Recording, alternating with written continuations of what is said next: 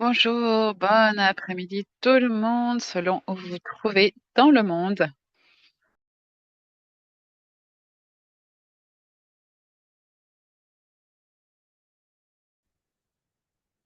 Je sais qu'en général, on met des pouces ou des choses comme ça, mais n'hésitez pas à mettre d'autres types d'émoticônes ou même donc des réactions de comment vous vous sentez. Je suis en tout cas ravie de voir autant de personnes ici présentes. Et je pense que nous pouvons donc commencer, hein. Ah, je vois qu'il y a beaucoup de personnes qui se sentent dansantes, donc je suis ravie de cet enthousiasme. Donc encore une fois, bonjour tout le monde, bienvenue euh, pour cette troisième session donc de cette série de webinaires et de ces sessions d'apprentissage par les pairs sur comment utiliser les données, la communication. Alors nous avons parlé de la dernière session, comment collecter, gérer les données et aujourd'hui nous allons nous concentrer sur une question également importante, hein, comment transformer les données en histoire qui ait du sens, en preuve, hein, en information solide afin d'influencer la prise de décision. Cette session va explorer les formes de communication donc de nos résultats d'une manière accessible à différents types d'audiences, tout en assurant de pouvoir partager vraiment les expériences de vie donc des communautés, surtout les femmes, et comme toujours mettre le genre au centre de notre travail. Aujourd'hui, nous allons écouter des expériences d'Indonésie, du Pakistan et du Pérou par trois femmes qui vont nous montrer comment le storytelling, donc le partage d'histoires locales et d'autres outils peuvent vraiment renforcer les voix des communautés et les faire entendre au niveau global. Aujourd'hui, nous allons explorer donc comment présenter les résultats à différentes audiences grâce au partage d'histoires, comment donner forme à un message et comment les données peuvent vraiment soutenir les efforts de plaidoyer, l'importance également de la justice linguistique. Et je souhaiterais pour cela justement donner, applaudir fortement nos guerrières linguistes de la justice linguistique ici présentes, Gaëlle, Raquel, Anaïs et Rachel, qui sont donc nos interprètes aujourd'hui, qui sont vraiment extraordinaires et qui nous aident donc à nous faire comprendre. Et c'est en effet une partie très importante pour que les connaissances soient accessibles à tout le monde. Nous allons parler également de comment amplifier les impacts, comment rendre visibles les expériences et assurer qu'elles soient prises en compte. Alors avant de commencer, je voudrais rapidement vous donner quelques mots d'introduction, si l'on peut revenir donc à la diapositive précédente. Fatima, s'il te plaît. Voilà. Donc, euh, comme vous le savez très certainement, vous pouvez accéder à l'interprétation en français, en espagnol et en anglais. Je vous invite donc à choisir votre canal d'interprétation, de choisir le langage de votre choix. Également, donc, d'intervenir dans la langue de votre choix, dans une de ces trois langues. Cette session sera enregistrée pour que vous puissiez y avoir accès par la suite et que les personnes qui ne peuvent pas nous rejoindre aujourd'hui puissent également avoir accès à ce contenu. Nous aurons un temps de questions-réponses également. Et bien entendu, nous n'allons pas partager publiquement cet enregistrement. Nous encourageons vraiment votre participation tout au cours du webinaire. Donc, n'hésitez pas, pardon, à utiliser le chat, à lever la main si vous avez des questions. L'idée est vraiment que ce soit un webinaire collaboratif, qu'il puisse être alimenté par vos réflexions, vos expériences et vos commentaires. Alors, commençons par la présentation de ces femmes incroyables qui vont Donc, partager hein, l'espace aujourd'hui. Alors, vous avez déjà sûrement vu dans l'agenda hein, que nous allons vous emmener jusqu'en Indonésie euh, avec une expérience, donc des voix locales à l'impact global, comment les femmes des communautés traduisent hein, les données climatiques en action.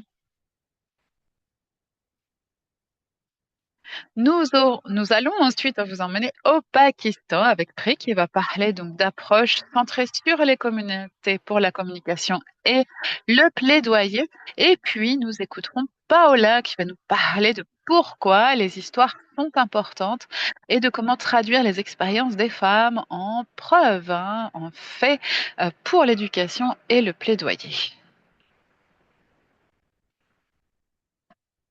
Alors, avant d'entrer directement dans le vif du sujet, je vous propose de compléter, si vous ne l'avez pas encore fait, cette carte interactive. Nous avons vraiment apprécié le fait de pouvoir vous lire, de voir d'où vous nous rejoignez, afin que vous puissiez être aussi en contact, parler entre vous et utiliser tout cet espace au-delà des sessions de ce webinaire. Donc, si vous n'avez pas encore complété ce Padlet, cette cartographie, n'hésitez pas à le faire. Vous avez un QR code à l'écran que vous pouvez scanner et nous allons partager le lien également dans le chat, surtout donc pour les personnes qui nous rejoignent pour la première fois. N'hésitez pas à renseigner hein, vos données ici pour que nous puissions savoir d'où vous venez, ce que vous faites et vous verrez que vous pourrez également en savoir plus sur les personnes ici présentes. Commençons donc, et c'est avec grand plaisir que je vous présente notre première oratrice, la docteure Devi Gunawati de l'Universitas Sebelas Maret d'Indonésie. Elle est professeure associée et spécialisée en environnement, en droit environnemental international, en écologie et en genre. Elle est un membre actif de l'UICN, surtout de la communication sur l'éducation et la communication du groupe de travail Panorama et membre exécutive du Caucus des femmes internationales. Aujourd'hui, elle va donc nous parler des voix locales et de leur impact global, comment les femmes des communautés peuvent traduire les données climatiques en action. Cette session va souligner hein, donc toute l'expérience de ce qu'elles appellent le pouvoir de Mama. Alors, je ne vais pas vous en dire plus et c'est Devi qui va vous expliquer de quoi il s'agit. La parole est à toi, Devi.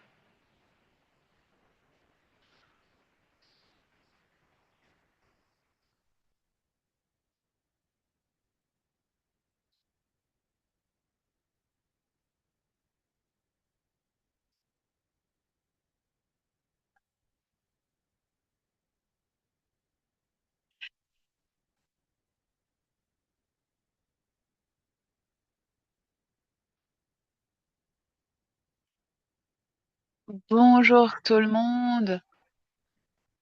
Je vous remercie de l'invitation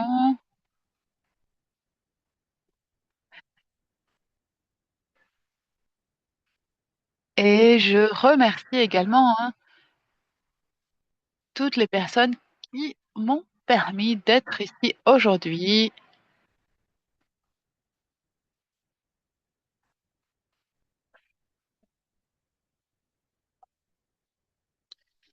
Donc, je suis ravie également hein, d'être ici, de pouvoir vous partager notre expérience en termes de communication.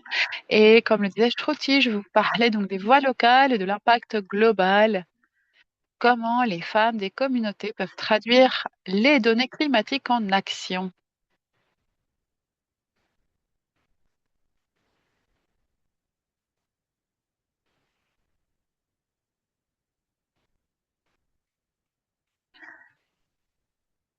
L'important ici est de voir comment transformer les données en une communication efficace et voir comment la disséminer.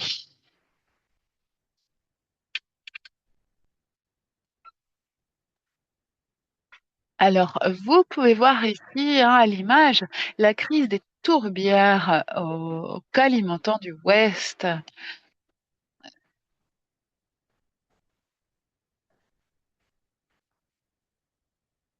Alors, en Indonésie,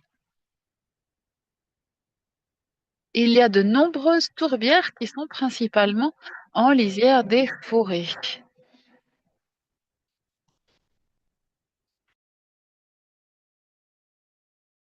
Vous pouvez voir ici le lien, hein, avec les feux de forêt en Indonésie.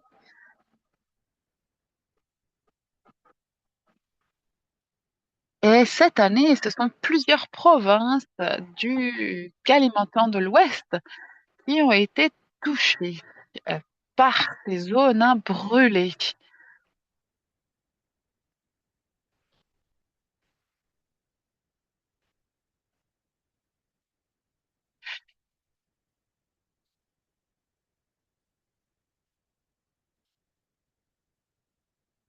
Vous pouvez voir ici, donc listé à l'écran, les zones les plus touchées.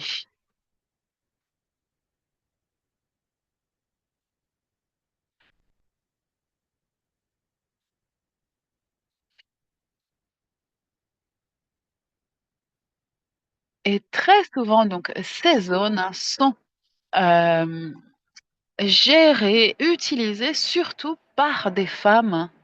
Et vous pouvez voir donc la perte, hein, due aux incendies de ces zones de tourbières.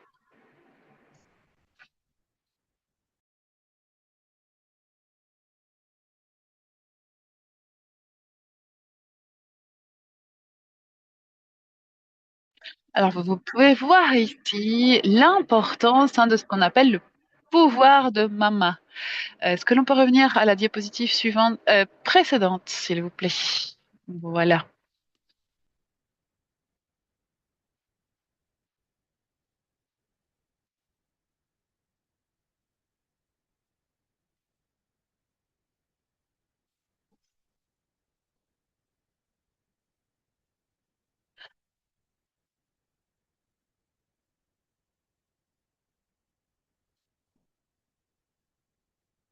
On peut voir très souvent dans les médias sociaux que ces informations ne sont pas transmises. Très souvent, hein, les tourbières et les forêts ne sont pas au centre de l'intérêt. Toutefois, nous avons pu voir à quel point les femmes sont capables de stopper, hein, les incendies de tourbières et de forêts au travers de leur travail et leur plaidoyer.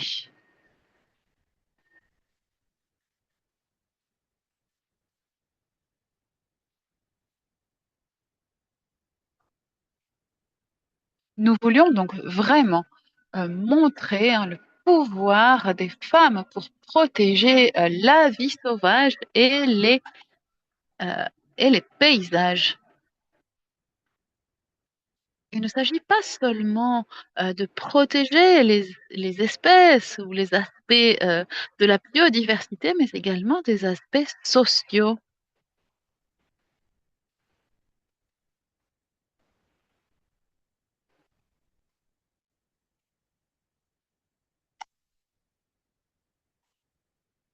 Un autre problème, hein, que nous connaissons sont donc les changements climatiques avec des conditions de plus en plus extrêmes qui sont entre autres à l'origine, hein, des incendies, pardon, de forêts et de tourbières.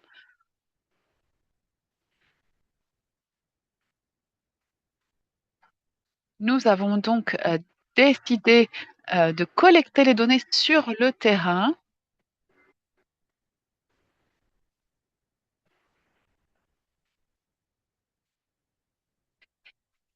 et de pouvoir, hein, donc faire ce travail avec les femmes, avec les mères de ces communautés.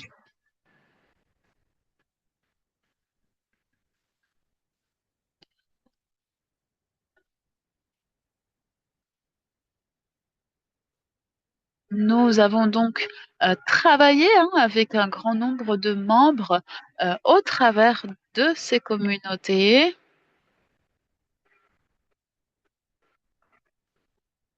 et c'est ainsi que nous avons pu susciter hein, cette adhésion à nos groupes, euh, différents groupes de la communauté.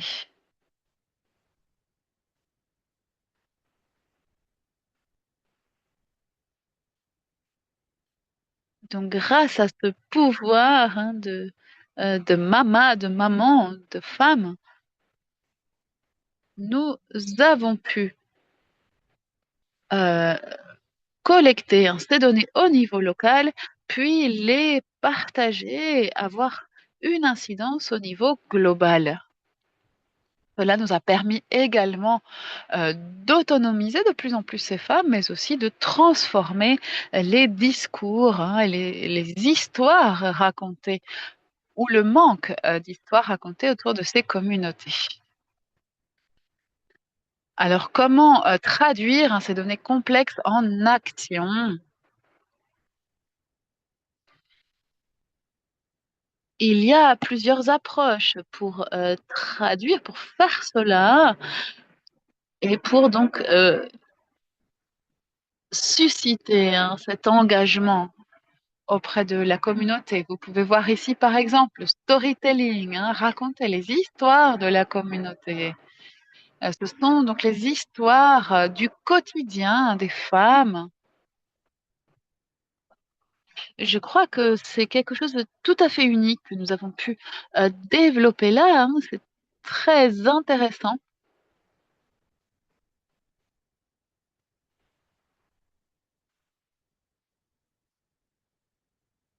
Cela a permis de partager des connaissances, des savoirs autour hein, des différents liens sociaux.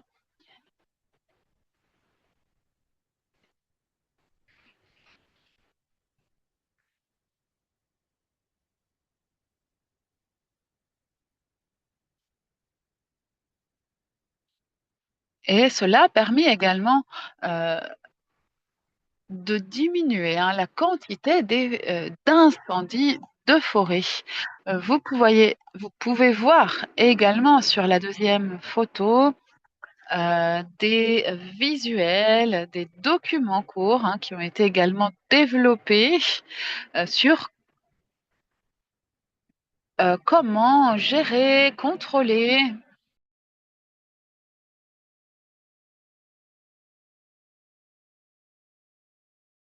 et comment de cette manière gérer hein, les feux de tourbière et de forêt.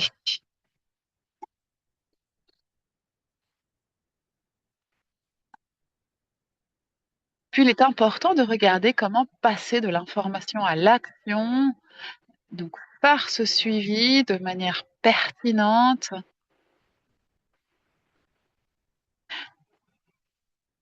Nous avons également appliqué des technologies comme des drones et un système de contrôle intelligent pour cartographier hein, les risques de feu dans les villages.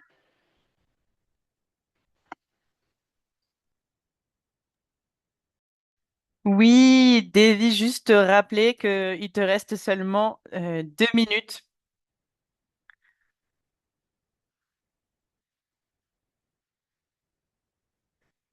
Oui,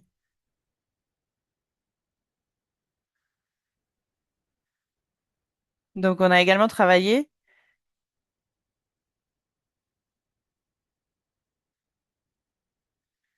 sur,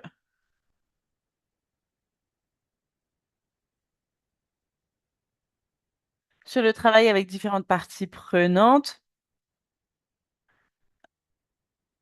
au niveau international, local.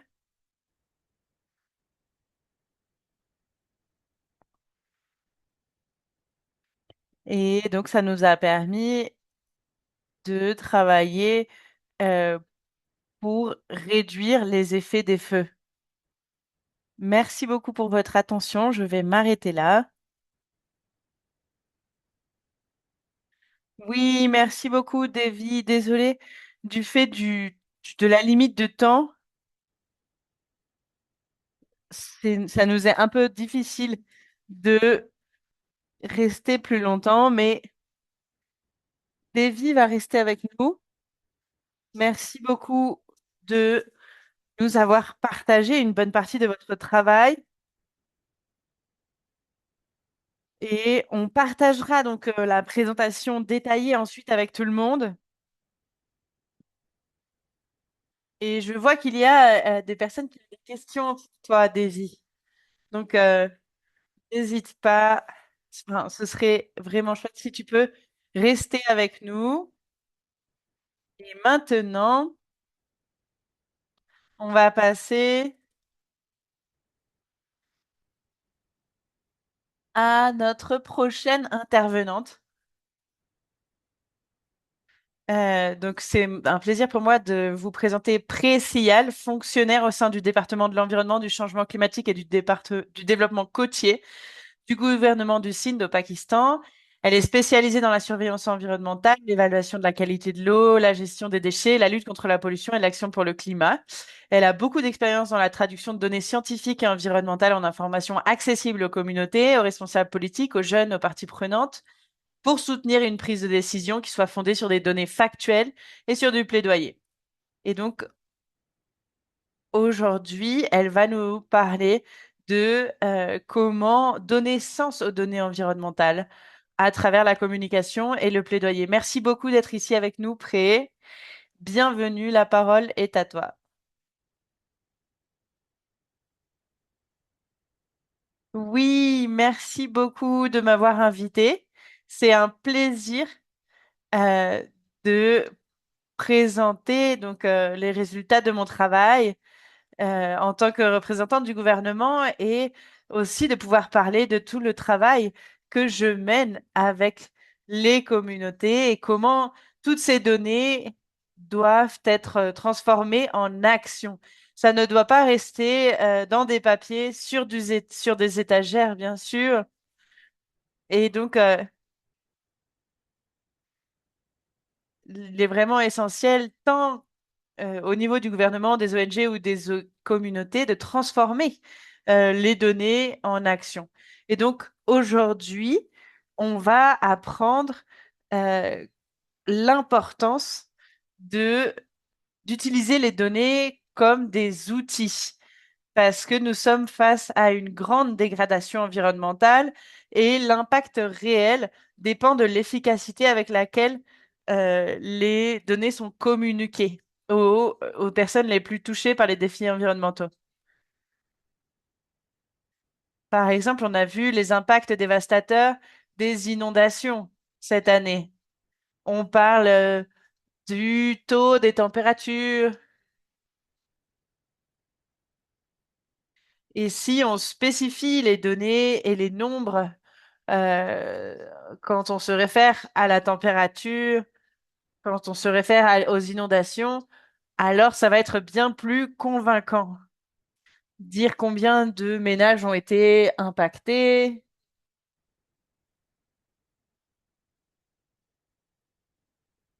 Et donc, il me semble vraiment important de pouvoir euh, transformer ces données.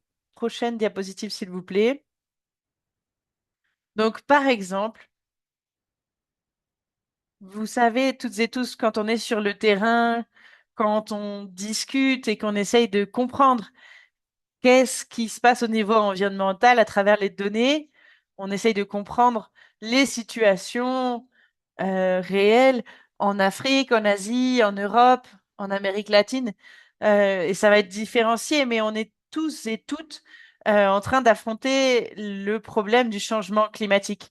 Même si on regarde dans les différentes régions, alors on voit qu'il y a des impacts qui vont être différenciés, mais qui vont être également similaires.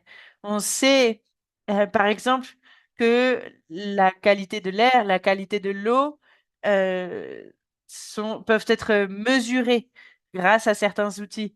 Quand l'eau est contaminée, on sait que, il manque de l'eau potable pour boire et cela va impacter la situation des populations. Et donc, il y a eu des modifications de la façon de mesurer la qualité de l'eau pour que l'eau soit utilisée pour toutes les utilisations. Donc, l'exigence en qualité d'eau a été modifiée.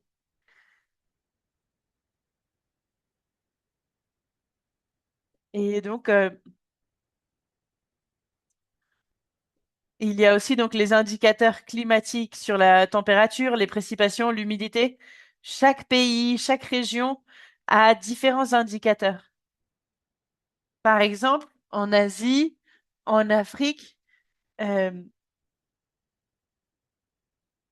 donc il y a des recherches sur le même problème et ils utilisent donc des ressources, de l'énergie et des gens, mais sans avoir des recherches qui permettent d'avoir des résultats suffisants.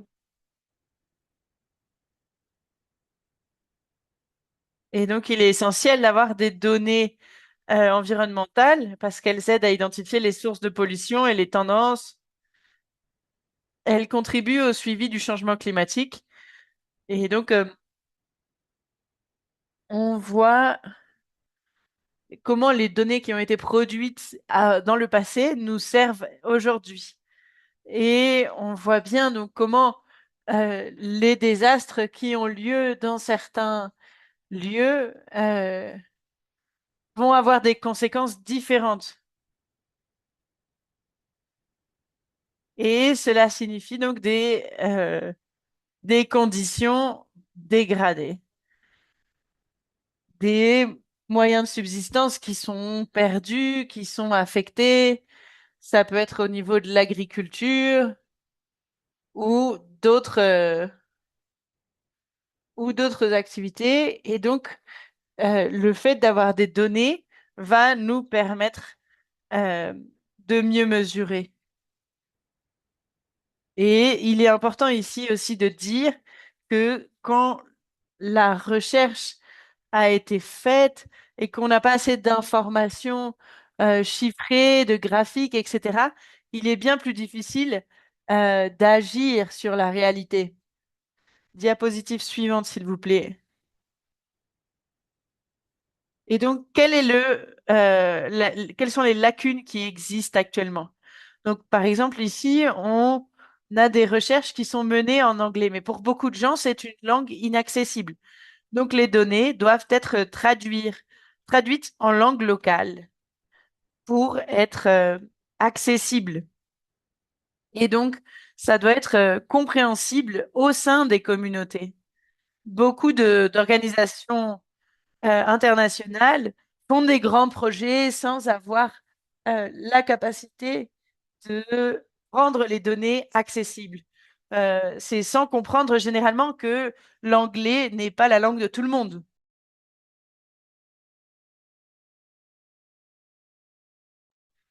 Et donc, les données devraient être dans des langues locales et faciles à comprendre. Et beaucoup de personnes n'ont pas forcément euh,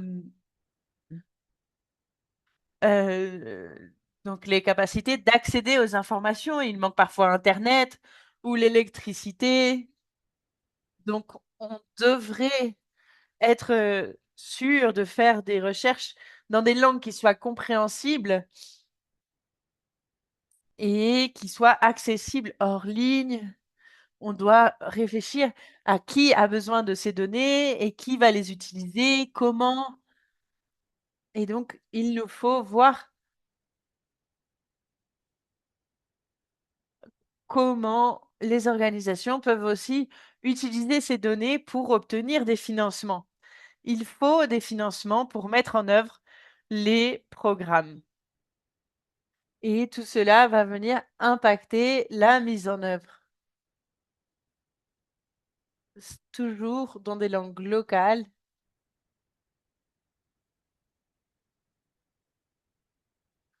Et de quoi parle-t-on quand on parle de communication qui se concentre sur les communautés. Donc, c'est une approche où les données environnementales sont traduites de façon simple, locale et pertinente. Et on met les personnes au centre. Ça veut dire que on veut se concentrer sur une zone spécifique et les gens doivent être impliqués dans les projets et dans les données. Et on parle aussi d'une communication qui va dans les deux sens. Les personnes devraient être incluses dans les communications et dans les projets. Diapositive suivante, s'il vous plaît. Et comment est-ce qu'on peut transformer les données en messages qui soient donc significatifs? Donc, ça peut être à travers les réseaux sociaux, euh, ça peut être en discutant de la communication avec les leaders des communautés et dire, OK, il faudrait qu'on réfléchisse, par exemple, s'il y a eu un désastre cette année, qu'on réfléchisse aux façons de communiquer les informations autour de ce désastre pour voir comment faire et que ça ne se répète pas l'année prochaine et s'assurer qu'il y ait des bénéfices dans les projets. Donc, il y a différentes manières de promouvoir les projets en question pour que, pour éviter ces situations. On peut aussi avoir l'utilisation des systèmes GIS et la visualisation des données qui peut être utilisée pendant euh, les réunions communautaires. Et donc, on peut également utiliser des notes de synthèse politique. Et voilà donc ce qui est important pour pouvoir traduire tout cela en action. Et donc, les femmes doivent être encore plus au centre. Donc, on est toujours en première ligne euh, et des impacts environnementaux. Et donc, on est les premières à être impactées par les questions de manque d'eau, de dégradation des sols, de manque d'énergie.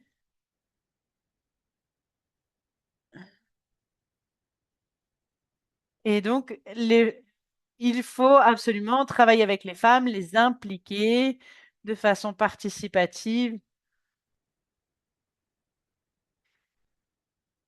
Et donc, les femmes doivent faire partie de tous les projets, toutes les communications et tous les projets doivent être mis en œuvre avec la participation des femmes, si on veut que les données soient bien utilisées. Et maintenant, donc, si on s'intéresse à la justice linguistique et l'accessibilité. Donc, les données n'ont aucun sens et sont inutiles si elles ne sont pas traduites dans des langues locales facilement compréhensibles par toutes les personnes.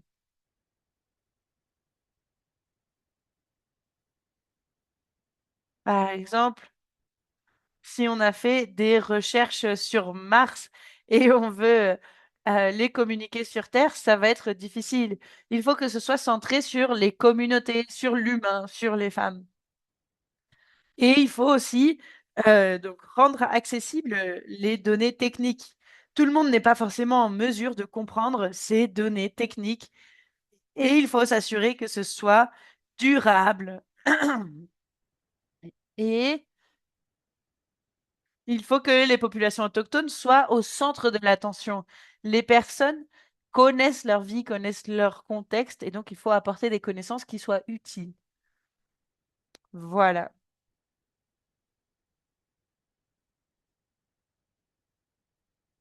Désolée, le temps qui m'a été alloué est vraiment limité. Et donc, juste redire l'importance du fait que toutes les plateformes toutes les plateformes gouvernementales, ONG, communautés locales sont importantes et ont un rôle à jouer pour que les données soient utiles euh, et pouvoir obtenir du soutien et des financements.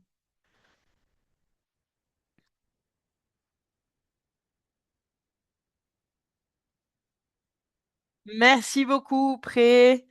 C'était vraiment intéressant. Je pense que, je pense que beaucoup de personnes se sont senties connectées avec ce que tu nous as partagé. Je pense que c'est vraiment le défi pour tout le monde.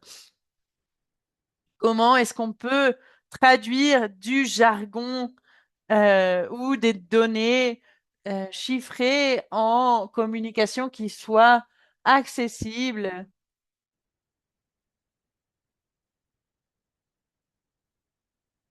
Et donc maintenant,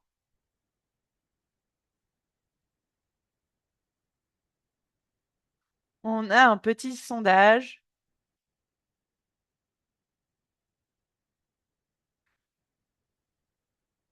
Et donc, on voit que la majorité des gens ont ressenti donc une connexion avec ce qui a été partagé par Davy et Pré. Et donc ici, on a l'opportunité de réfléchir à partir de notre expérience. Donc on va lancer le petit sondage de Zoom.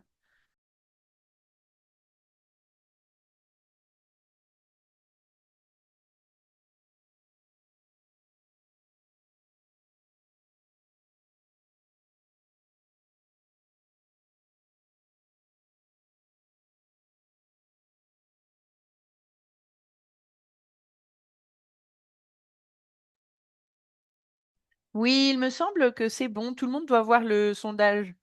Peut-être que tu ne le vois pas, Shruti, parce que tu l'as fermé auparavant, mais je vais essayer de le relancer.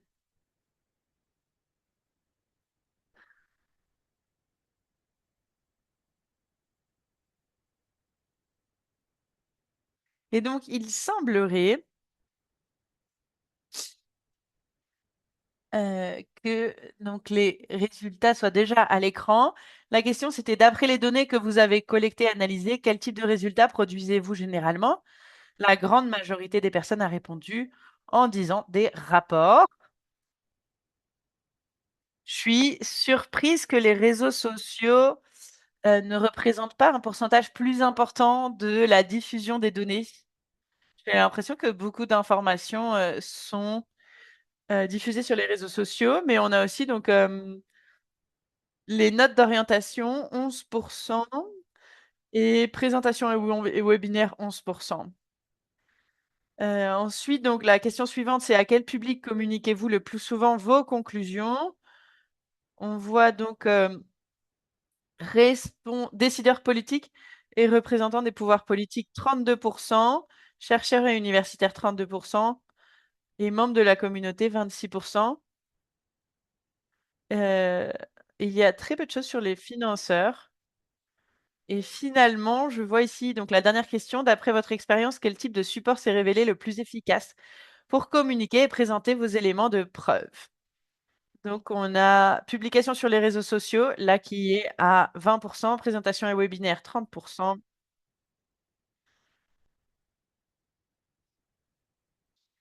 Et je pense que maintenant, on peut passer donc aux questions-réponses. Merci beaucoup pour le partage. On a une question de Rizwan, pardon, excusez-moi. Est-ce que vous souhaitez prendre la parole? Non, je l'ai déjà écrit sur le chat. Prêt, est-ce que vous souhaitez répondre?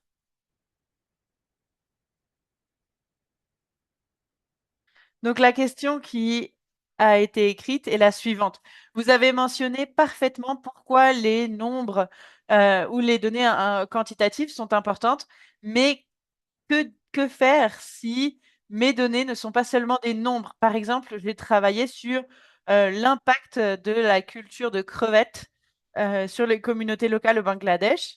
Et j'ai vu beaucoup de personnes qui perdent des terres agricoles fertiles du fait de la salinité qui augmente. Et c'est aussi associé donc à la culture de crevettes. Les gens sont obligés de migrer vers des zones urbaines parce qu'ils perdent leurs terres et que les sols sont dégradés du fait, euh, du fait de cette culture des crevettes. Et je te laisse la parole. Oui, merci beaucoup, Rizwan. Oui, effectivement, il faut toujours associer les données quantitatives et qualitatives. On a toujours besoin d'avoir ce complément. Les nombres vont nous aider à mieux comprendre les données qualitatives et effectivement, on a besoin de données qualitatives et de l'explication des phénomènes. Par exemple, pourquoi les gens migrent vers les zones urbaines et le fait que c'est lié à la salinité, par exemple. Euh, et donc, on voit effectivement que la migration est un résultat. Euh, et donc, effectivement, j'imagine que vous avez euh, mesuré au niveau géographique, vous avez mesuré le pH pour avoir une idée de la salinité, et c'est ce qui va permettre de donner des informations quantitatives. Et dans les communautés, vous allez pouvoir demander depuis quand vous faites face à ce problème. Demander qu'est-ce qui s'est passé. Est-ce que c'est les eaux usées qui sont allées dans le sol ou qu'est-ce qui s'est passé? Et les données euh, qualitatives vont vous permettre de comprendre ce qui s'est passé au niveau quantitatif. Et sur la culture de crevettes, on peut aussi demander pourquoi est-ce que c'est cette activité productive qui est utilisée. Donc pourquoi seulement des crevettes? Ce sont les choses qu'il faut essayer de mieux comprendre, de voir pourquoi ces données quantitatives et qualitatives vont se compléter. Et vous allez pouvoir avoir deux types d'informations différentes qui vont vous donner des solutions. J'espère avoir répondu à votre question. Merci beaucoup, Pra. Oui, en effet. Merci pour cette réponse. Simon, euh, je vois votre main levée. Oui, oui, oui, je voudrais poser une question. Bon après-midi, si c'est l'après-midi en Ouganda. Je suis donc Simon Peter. Et alors, j'ai beaucoup travaillé avec des expatriés. Et alors, ils travaillent beaucoup hein, avec des programmes d'adaptation et ils souhaitent maintenant travailler avec des solutions fondées sur la nature. Donc, ma question est la suivante. Étant donné que nous travaillons tous et toutes hein, sur la durabilité, que ce soit l'adaptation climatique, la conservation de la biodiversité ou la durabilité en général, une fois toutes les données collectées,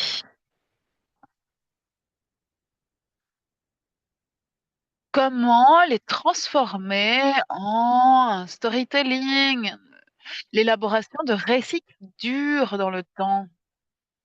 Par exemple, dans 10 ans, si vous vous rendez dans cette communauté, comment retrouver ces histoires hein donc, comment assurer que vos histoires d'aujourd'hui, en 2026, seront les mêmes histoires en 2036? Donc, je demande cela parce que en Ouganda, les organisations viennent, elles font leur travail, elles écrivent leur rapport et après, elles partent. Donc, on revient au point de départ. Pour ma part, je travaille dans un écosystème de montagne hein, qui est un écosystème très fragile et les terres ne cessent de se transformer. Il y a des inondations d'un côté. Euh, chaque jour, hein, pour faire face à ces défis, l'UICN vient, les différents organes internationaux viennent, mais rien ne change. Donc, ma question, c'est, d'après vos présentations hein, sur le storytelling, comment vous assurez le fait que dans 10 ans, cette histoire à succès hein, sera encore racontée? Merci beaucoup, Stéphanie. C'est une question très profonde. Je crois que nous pourrions faire un webinaire entier hein, sur cette question.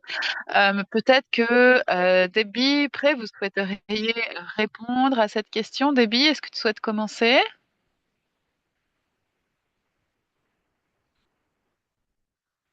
Debbie, est-ce que tu es avec nous?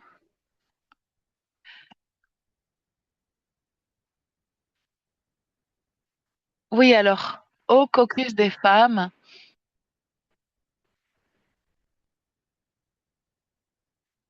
nous avons quelques expériences. Alors, je ne sais pas si je vais vraiment répondre hein, à cette question. Alors, j'en suis désolée d'avance. Mais donc, je partageais dans ma présentation une expérience des communautés du Ouest, du Kalimantan de l'Ouest.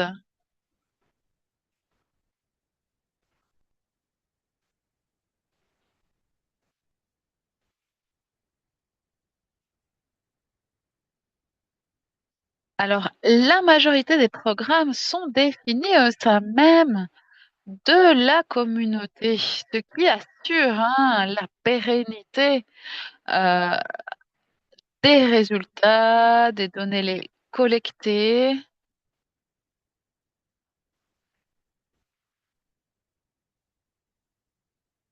Et de cette manière,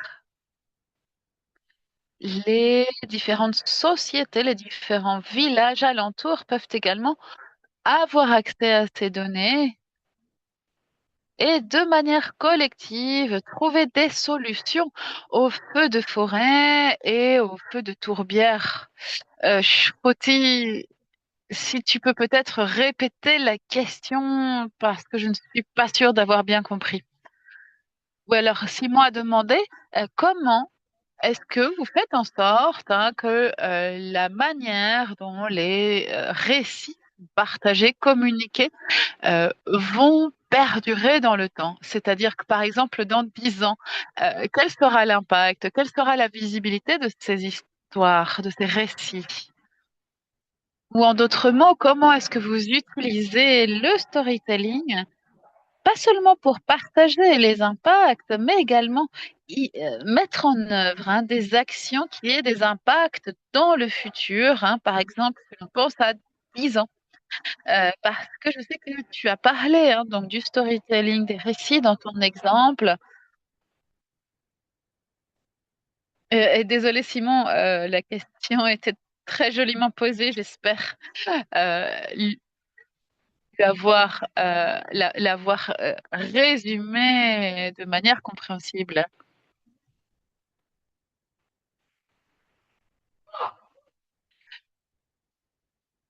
Oui, alors nous avons réfléchi à la manière de mesurer les impacts des données scientifiques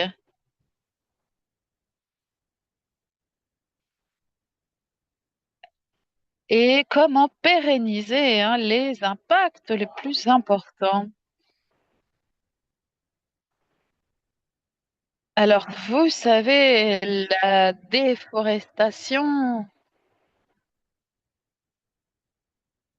est en train de causer ce que l'on appelle une dette forestière.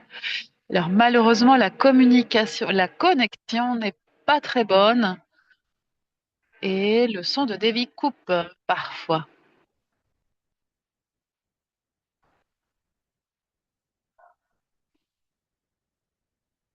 Alors pour nous, il est très important toujours hein, de euh, mettre au centre le travail des femmes, de nombreuses histoires, de nombreux récits qui ont émergé ici des communautés montrent hein, que le rôle des mères, des femmes, donc qui tiennent, qui alimentent toute leur famille est tout à fait essentiel.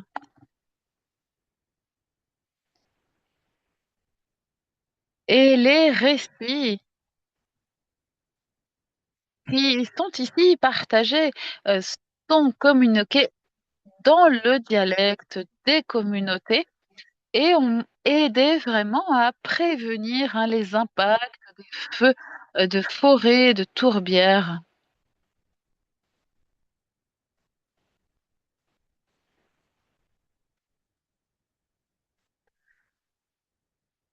C'est donc une stratégie développée au niveau local par les femmes.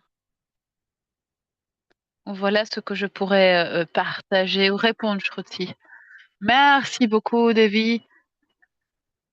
Peut-être que cette question pourrait être également posée après. Alors, malheureusement, nous n'avons peu de temps et beaucoup de questions.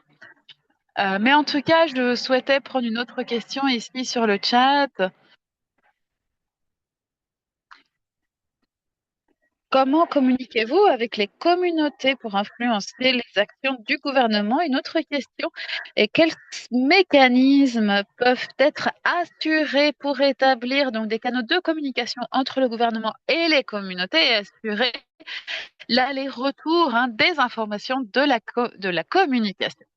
Et il y a une autre question encore concernant les méthodes autochtones qui sont déjà pratiquées dans les communautés. Est-ce que vos communautés ont des personnes qui sont les gardiens, gardiennes des connaissances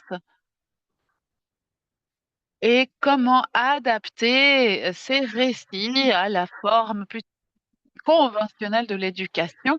Une autre question également sur les techniques d'élaboration des récits, de storytelling. Alors, je vous peut-être poser cette première question. Comment est-ce que vous communiquez avec les communautés? Comment vous faites en sorte que euh, ces résultats soient partagés? Qui souhaite donc répondre? Davy? Oui, merci. Alors, nous avons déjà parlé donc des financeurs, des bailleurs de fonds. Très souvent, ils ne souhaitent pas financer des projets qui n'ont pas au moins 10 à 15 ans d'existence. Alors, je fais également partie du gouvernement et je sais que lorsque nous mettons en œuvre un nouveau projet, nous réfléchissons toujours au-delà de 10 à 15 ans. Et nous avons toujours bien entendu une étude de situation de référence et puis une étude à mi-parcours et à la fin pour voir l'évolution. Parce qu'au sein du département du gouvernement, nous devons euh, obtenir l'approbation. Nous avons un exemple donc d'une communauté de personnes qui souhaitaient construire une route qui passe près d'une communauté. Donc, pour cela, nous organisons une réunion avec la communauté, par exemple. Nous faisons la présentation de ce projet. Nous asseyons autour de la table les gardiens des connaissances pour savoir si ce projet peut causer des dégâts pour la communauté. Par exemple, la construction d'une route peut, par exemple, mettre en danger les arbres ou d'autres espèces.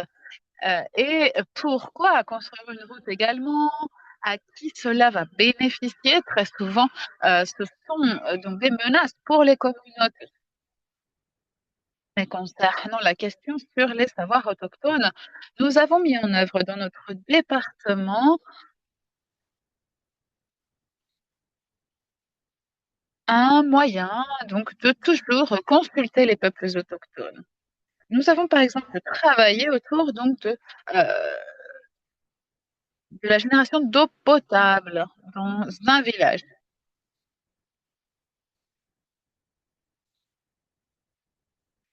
Nous avons vraiment parié sur les connaissances traditionnelles pour assurer l'accès à l'eau potable. Donc, nous mettons en œuvre les connaissances des peuples autochtones. Je sais que dans d'autres pays, comme le Brésil, il y a un grand nombre de communautés autochtones qui ont des espaces des espaces de parole à différents échelons de la prise de décision.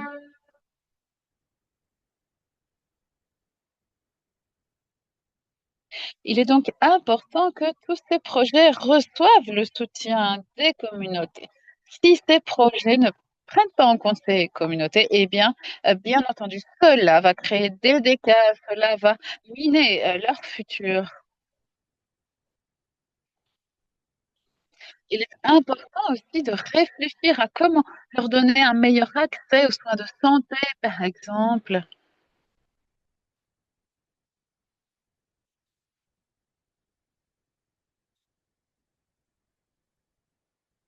Les hôpitaux au sein desquels également les savoirs peuvent être combinés. De la même manière, lorsque les organisations internationales viennent et construisent des immeubles, par exemple, près d'une communauté, ils doivent présenter des projets et montrer que cela va être bénéfique pour ces communautés qui vivent alentour. Et il y avait une autre question également, mais je ne me rappelle plus très bien. Je crois que c'est la question avait à voir avec le mécanisme. D'accord. Donc, je pense qu'aujourd'hui, tout le monde a un téléphone portable, hein.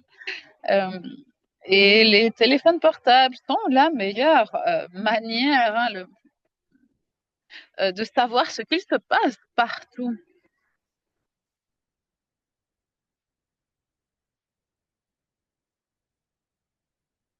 Par exemple, euh, dans un pays, des milliers d'arbres sont plantés dans un pays de la région d'Afrique, par exemple. Depuis l'Asie, je peux voir cela et savoir comment répliquer cette idée, ce projet. Donc, les médias sociaux, le téléphone portable, Internet sont vraiment des bons véhicules pour montrer les problèmes, visibiliser les problèmes.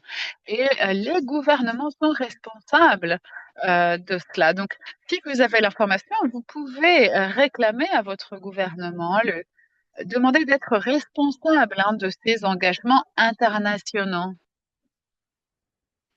Le système des Nations Unies marche de la même manière.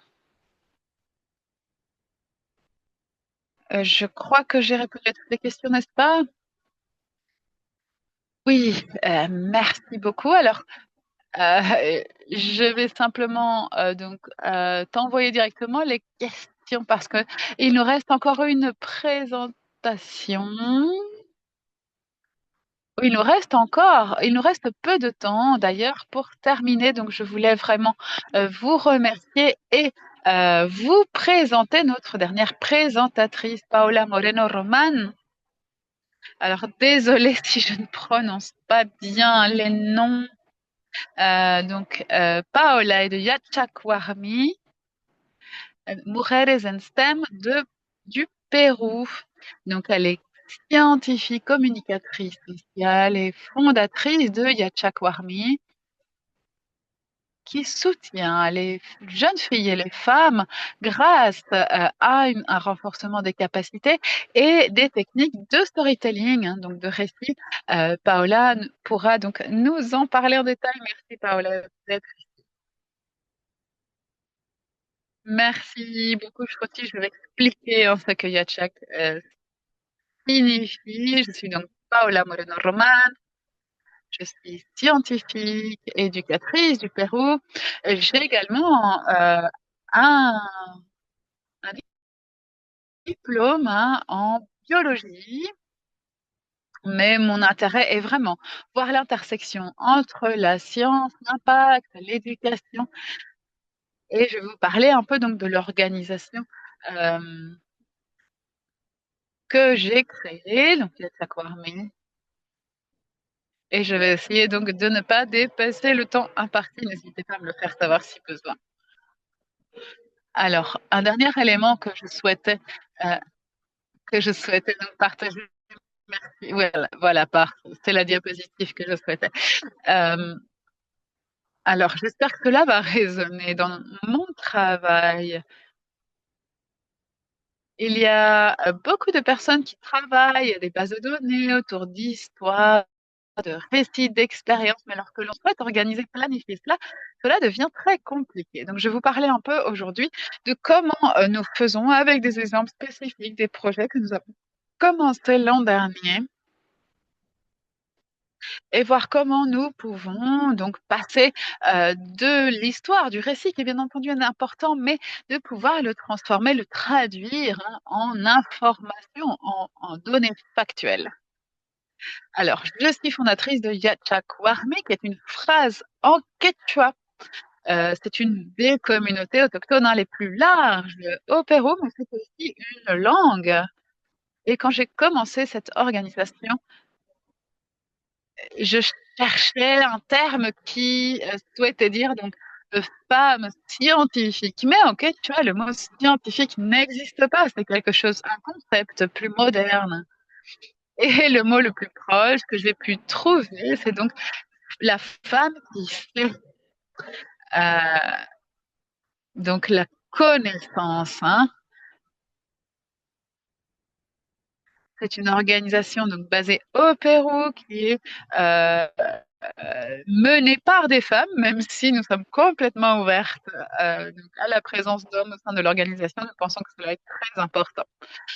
L'idée à la base était de construire des communautés, mais vous savez, le savoir a beaucoup changé, s'est beaucoup transformé, surtout lors du Covid, où il y a eu de plus en plus d'événements en ligne comme celui-ci. Il est devenu beaucoup plus facile de rencontrer des gens du monde entier. Donc vraiment, notre travail aujourd'hui est de soutenir les femmes et les filles au travers donc du mentorat, du leadership et de l'élaboration de récits. Alors, je voudrais aujourd'hui parler spécifiquement de notre expérience, de l'initiative que nous avons lancée l'an dernier, qui est appelée, donc intitulée Stemos Unidas. C'est un peu un jeu de mots pour les personnes qui parlent espagnol, vont comprendre un peu mieux. Mais Estemos Unidas, cela signifie nous sommes ensemble. Mais c'est un peu difficile à traduire, donc désolée pour cela. Il s'agit donc d'un programme virtuel, hein, c'est un programme de 4 semaines au cours duquel nous accompagnons les jeunes femmes qui commencent hein, leur carrière, leur voyage à bord de STEM, donc de ce projet.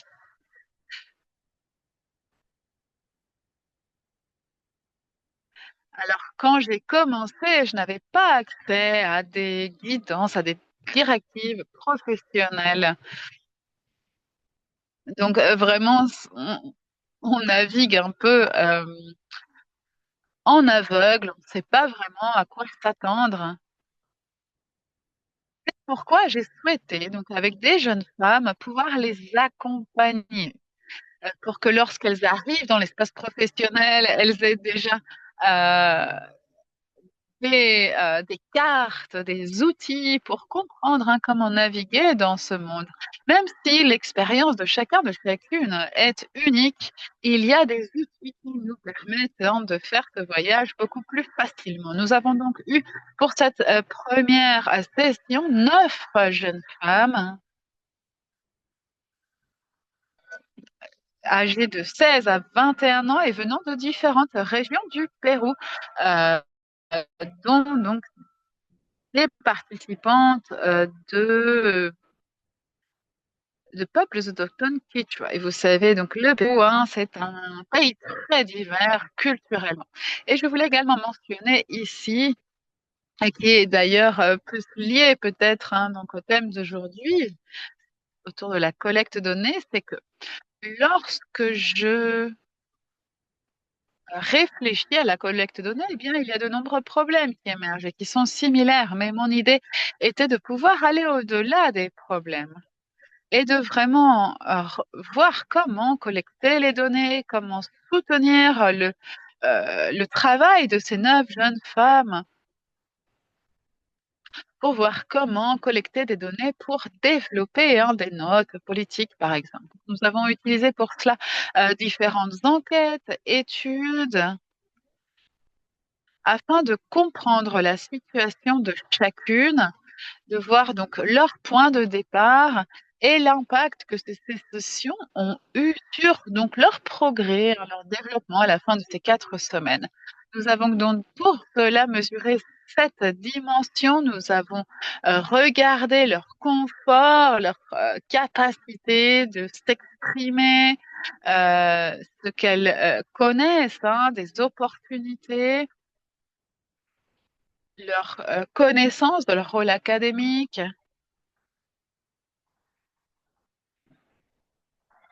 de si elles se sentaient donc avec suffisamment de capacité pour naviguer ces défis et renforcer leur confiance pour prendre des décisions et connaître bien leurs valeurs, hein. C'était d'ailleurs une session très intéressante. Donc, ces réponses étaient bien entendu anonymes et chacune avait accès donc à suffisamment, hein, donc de soutien de notre part. Donc, slide suivante. Et je voudrais donc partager un exemple spécifique sur une des jeunes femmes, hein, qui a participé à ce programme, qui montre à quel point les histoires sont aussi des données. Donc voici Brenda de 20 ans. Euh, C'était une des plus jeunes femmes, hein, enfin de STEM, et elle a appliqué un programme pour lequel elle était sélectionnée, mais elle n'avait pas expliqué qu'elle avait besoin d'une communauté, que même si elle travaille seule, qu'elle a l'habitude de le faire, eh bien, ce n'est pas la meilleure manière de faire. Elle sent bien que cette voix ne devrait pas, euh, elle ne devrait pas être seule dans ce travail. Alors, je crois qu'on a perdu les slides. Parfait, merci.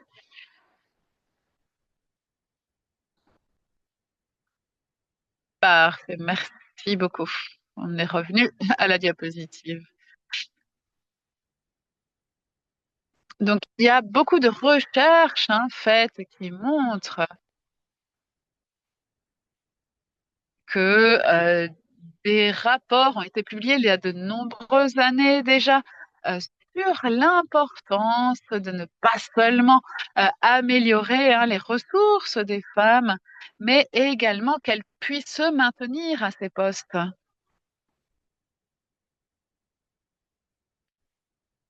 Et il y a certaines carrières, par exemple, hein, en biologie, il est de plus en plus commun de trouver des hommes et des femmes, mais par exemple, les mathématiques, eh bien, sont encore beaucoup plus occupées par des hommes, hein. C'est moins courant de trouver des femmes, même si elles ont toutes les capacités, très souvent, elles ne se sentent pas forcément à l'aise, hein. Imaginez une ou deux femmes, hein, dans une classe pleine d'hommes. Ce n'est pas toujours évident. Nous avons donc mené des enquêtes pour un peu recueillir le ressenti, hein, de chacune. Et donc, son score était de 2 sur 5 concernant vraiment sa sensation d'appartenir à STEM. Et ici, donc, on a un petit résumé qui nous montre les données qu'on a pu collecter auprès de ces 9 jeunes femmes sur les différentes catégories sondées. J'ai mentionné Brenda, à 2 sur 5, 2,5. Et je suis très heureuse de dire que quand on pose des questions très similaires à la fin du programme, on peut voir comme leur sens d'appartenance augmente d'1,3 points à 1,7. Et donc, c'était juste quelque chose qui a duré 4 semaines. Donc, c'est vraiment impressionnant de voir comment les choses évoluent en si peu de temps. Et sur ces différentes dimensions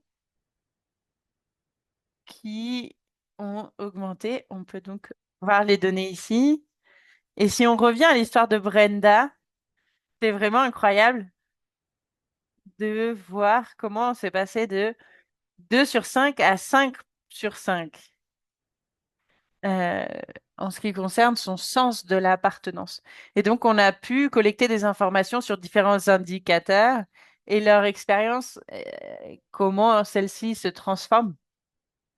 Et donc, même si on avait des données chiffrées, c'était vraiment essentiel d'écouter leur histoire. Et donc, c'était vraiment un très bel espace.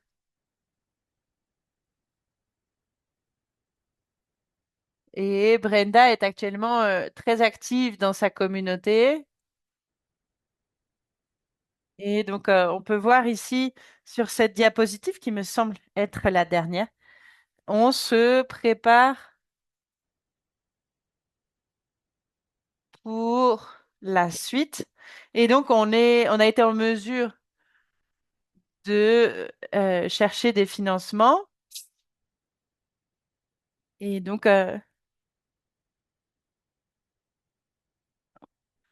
il y a un certain nombre de choses générales ici de ce que j'ai appris sur le processus euh, qui sont des choses importantes pour l'accessibilité. Il faut qu'on utilise du langage clair et partager nos résultats de manière qui soit compréhensible par tout le monde. Oui, il faut se rendre compte également que le savoir des femmes n'est pas toujours traduit de manière technique et qu'il faut aussi cultiver les partenariats. Et c'est la manière de faire, de diffuser l'information à travers des relations de confiance. Merci beaucoup. Je serais heureuse donc de répondre aux questions s'il y en a et de connecter avec vous. Merci beaucoup, Paola. Merci d'être restée. Votre travail est vraiment inspirant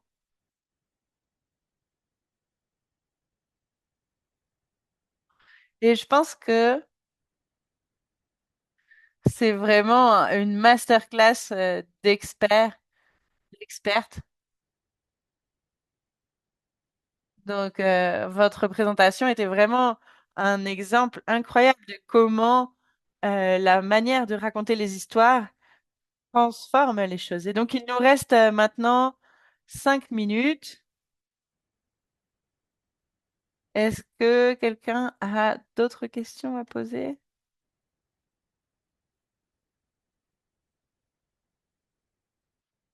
Est-ce qu'il y a d'autres interventions?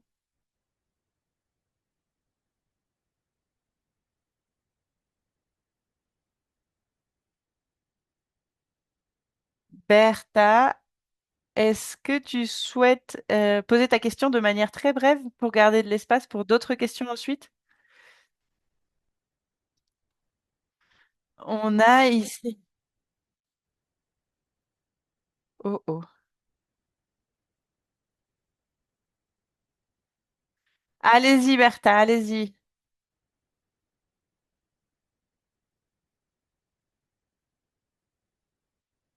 Oui, désolée, je suis en train de conduire. Ok, donc c'est mieux que tu sois en sécurité. Donc je vais poser la question pour toi. Donc, comment on reconnaît et on enregistre les droits d'auteur des femmes des communautés Quechua qui participent dans la génération de connaissances? Deux, je peux répondre moi-même puisque je suis une femme Quechua. Donc il s'agit vraiment de s'assurer que les femmes fassent partie donc des auteurs des articles publiés. Et donc je ne collecte pas personnellement de savoir autochtone. J'ai des amis qui font cela et c'est un processus très similaire.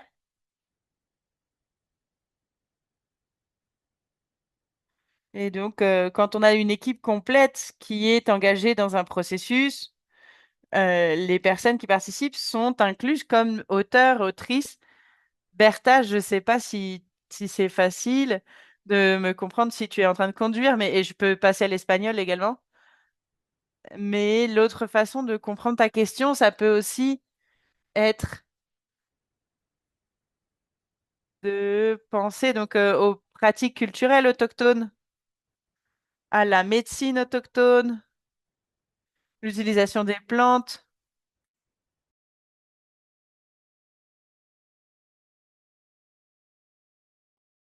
Je ne fais pas de recherche dans ce domaine spécifique, mais ce que je vois chez mes pères,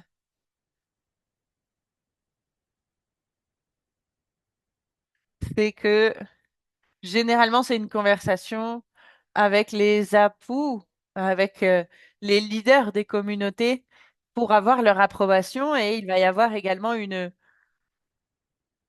présentation auprès de la communauté de tout le travail qui va être fait, puis de tout le travail qui a été fait. Donc, on essaye de s'assurer que les personnes comprennent vraiment ce qui est en train de se faire. Et c'est là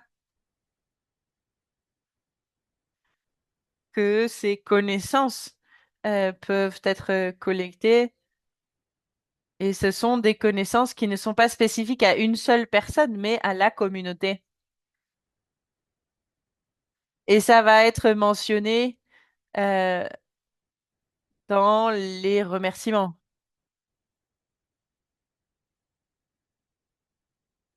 Il y a aussi l'IRB, le Conseil d'évaluation institutionnelle de toutes les universités, qui donc va revoir les projets avant de faire quelconque projet de recherche. Il faut donc soumettre euh, la méthodologie et je sais que c'est aussi la même chose ici aux États-Unis. Donc il faut vraiment un mécanisme d'approbation. L'idée, ce n'est pas d'arriver comme ça dans une communauté sans avoir euh, suivi ce protocole avant. Donc, il faut s'assurer qu'on soumette une proposition à l'IRB de l'université en question qui va vérifier au niveau éthique et qui va approuver ou non la recherche en question. Ça va permettre aussi de se préparer pour contacter et discuter avec les leaders des communautés. Je généralise bien sûr, hein, parce que chaque communauté autochtone a sa structure spécifique.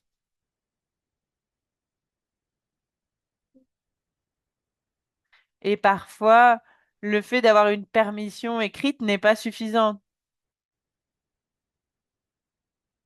Il y a 3 semaines, donc j'étais sur un projet et, et malheureusement, il y a plein de personnes qui ne peuvent pas lire. Donc, leur donner un document à signer, ça n'a aucun sens. Et, mais par contre, les paroles vont avoir une très grande importance. Et donc, discuter avec les gens et se serrer la main, ça va avoir beaucoup plus de pouvoir que de signer un document.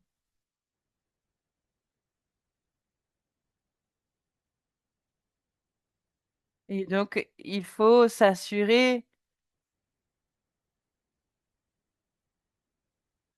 que donc on est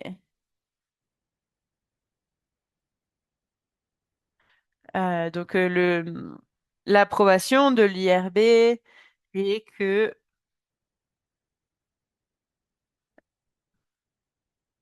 le consentement soit établi jusqu'à cette première réunion avec tous les membres de la communauté. Donc zéro photo, zéro vidéo avant qu'il y ait cette réunion. Donc ensuite, ça va être plus simple de discuter avec les gens et de pouvoir établir le consentement. Donc même prendre une photo de soi-même marcher en marchant là, on va pas le faire parce que c'est leur terre en fait. C'est comme leur maison. C'est comme s'il y a quelqu'un qui vient chez vous, qui prend des photos des choses à l'intérieur de votre maison, vous n'allez pas vous sentir à l'aise. Donc on veut s'assurer que on n'est pas en train de faire cela et que on profite pas des des données qui sont extraites des communautés. Et donc, je suis moi-même une femme quechua et c'est des questions qui me semblent vraiment importantes.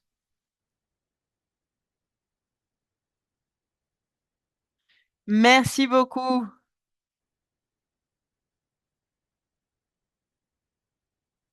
Donc, on a une autre question. Donc, qu'est-ce qui a été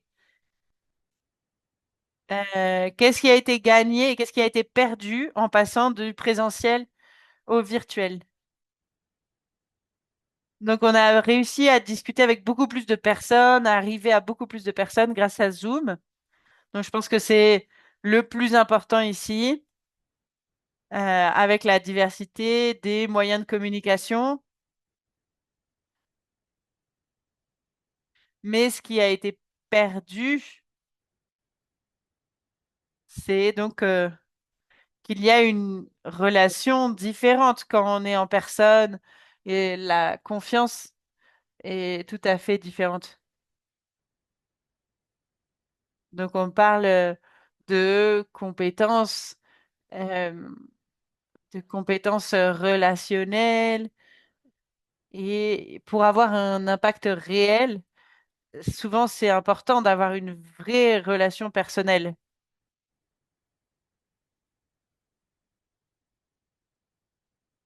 Et donc, c'est un grand travail.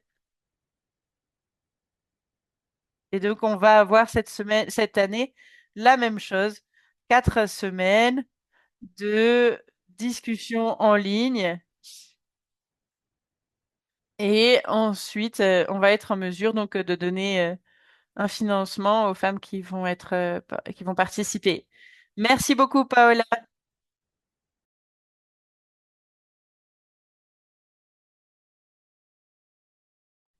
Et je vais laisser la parole à Karen. Fatima a partagé le lien sur le chat pour que vous puissiez nous envoyer vos retours.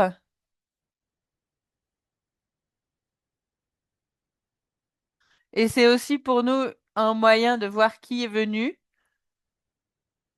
Donc, si vous voulez votre certificat, comme quoi vous avez suivi cette série, veuillez vous assurer de remplir le formulaire de feedback. Donc, je vous donne la parole, Karen. Oui, merci beaucoup, Shruti.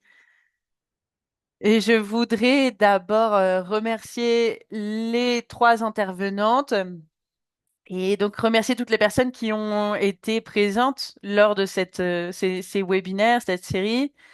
Ça a été un véritable plaisir de discuter avec vous et je voudrais maintenant vous partager donc les apprentissages qu'on a pu partager ensemble. On a réfléchi à la collecte de données, au processus de collecte de données responsable en matière de genre. On a aussi discuté comment gérer et analyser les données. Et aujourd'hui, on a discuté de comment communiquer de manière efficace et d'autres manières de transformer donc les preuves en action. Et je voudrais vous partager ce qu'on envisage pour les prochaines étapes.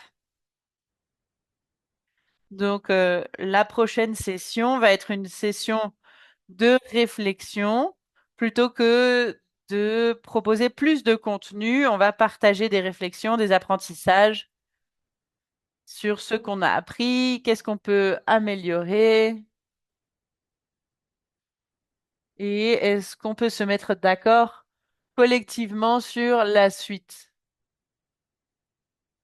Et donc, on aura l'espace pour s'intéresser aux apprentissages. Et donc, il s'agit d'une plateforme émergente et on peut utiliser la prochaine session pour réfléchir à ce qu'on peut faire ensemble, comment renforcer notre plaidoyer collectif. Ça fait partie des choses dont on a discuté lors du brainstorming, lors de la première session. Donc, comment renforcer notre plaidoyer dans les différents espaces où nous sommes présentes?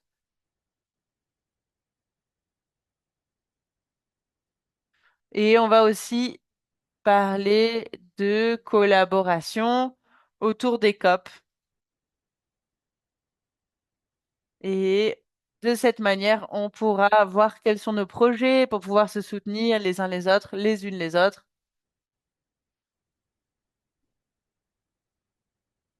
Et donc, on va aussi parler du manuel euh, d'utilisation de données autour du genre et de la biodiversité. Et donc, ça va être un document élaboré à partir de toutes les contributions. Et donc, on va avoir un processus de discussion sur la manière de gérer ce travail, de l'organiser. euh, et donc, on espère avoir plus d'informations sur qui pourra faire partie de ce conseil d'édition ensuite.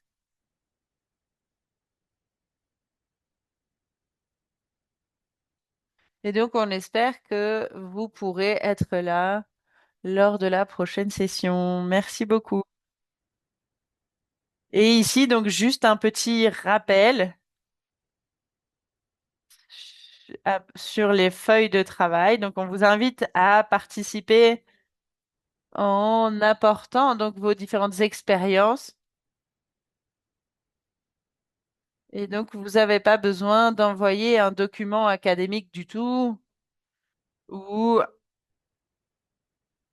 quelque chose de théorique, mais plutôt donc quelque chose autour de vos expériences réelles de collecte de données.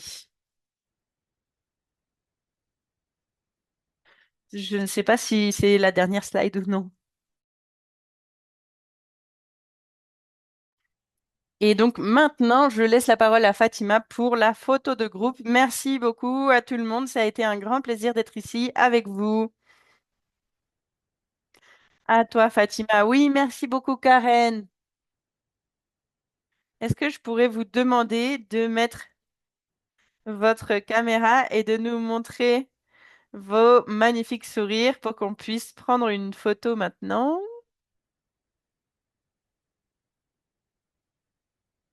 Donnez-moi juste un instant. On a deux pages de participants, participantes.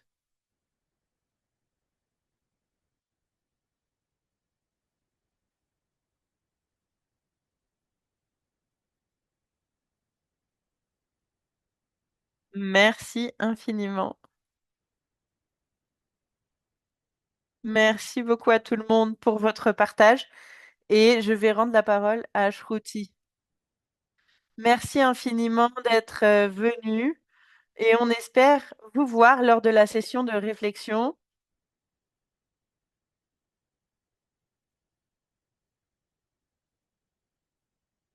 Et donc, on va pouvoir discuter de ce qu'on souhaite faire ensuite avec cet espace. Donc, ça a été vraiment incroyable de pouvoir discuter, de rire, de lire, pardon, vos contributions. Et n'oubliez pas donc de contribuer sur la feuille de travail sur la collecte de données d'ici dans les prochains jours, si vous le pouvez. Et on vous souhaite une belle fin de journée à tout le monde. À très bientôt. Au revoir.